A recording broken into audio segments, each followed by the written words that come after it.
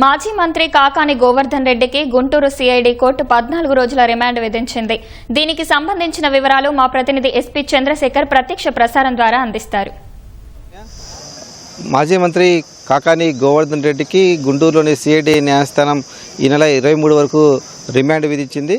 మాజీ మంత్రి సోమిరెడ్డి చంద్రమోహన్ రెడ్డి పైన ఆయన ఫోటోలను మార్ఫింగ్ చేసి అసభ్య పదజాలంతో దూషించారు కేసులో ఆ సోషల్ మీడియా పోస్టులు పెట్టినటువంటి కేసులో కాకాని గోవర్ధన్ రెడ్డి పైన సోమిరెడ్డి సంబంధించిన వారు ఫిర్యాదు చేశారు. దానికి సంబంధించి గుంటూరులోని సిఐడి అధికారులు కేసు నమోదు చేశారు. ఆ కేసుకు సంబంధించి ఇవాళ నెల్లూరు జిల్లా జైల్లో వేరే కేసులో రిమాండ్ ఖైదీగా ఉన్నటువంటి కాకాని గోవర్ధన్ రెడ్డిని సిఐడి అధికారులు నెల్లూరు వెళ్ళి అక్కడి నుంచి పీటీ వారెంట్ పైన గుంటూరు తీసుకొచ్చారు. దీన్ని నేరుగా ఆయన్ను గుంటూరులోని సిఐడి న్యాయస్థానంలో హాజరుపరిచారు.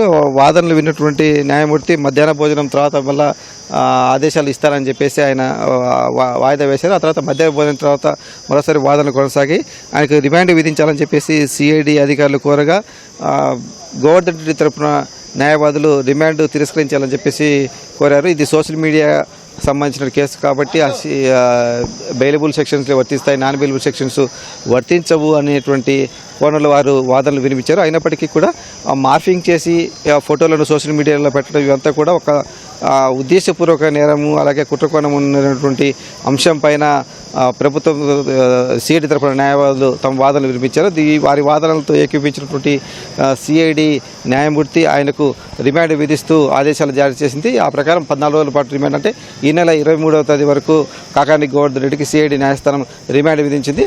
ఆయన మరికొద్దిసేపట్లోనే ఇక్కడి నుంచి గుంటూరు సిఐడి కోర్టు నుంచి నెల్లూరు జిల్లా జైలుకు తీసుకెళ్లేందుకైతే ఏర్పాటు చేస్తున్నారు. దానికి సంబంధించి ఆ తుది కాపీలు ఆదేశాలకు సంబంధించిన కాపీలు అవన్నీ వచ్చిన తర్వాత ఆయన్ను నెల్లూరు జిల్లా జైలుకు తీసుకెళ్లేందుకైతే పోలీసులు ఏర్పాటు చేస్తున్నారు. ఇప్పటికే న్యాయవాదులు కావచ్చు అందరూ కూడా కోర్టు వద్ద ఉన్నారు. పోలీసులు భారీ బందోబస్తు నడుమ కాకానిని నెల్లూరు తీసుకెళ్తున్నారు.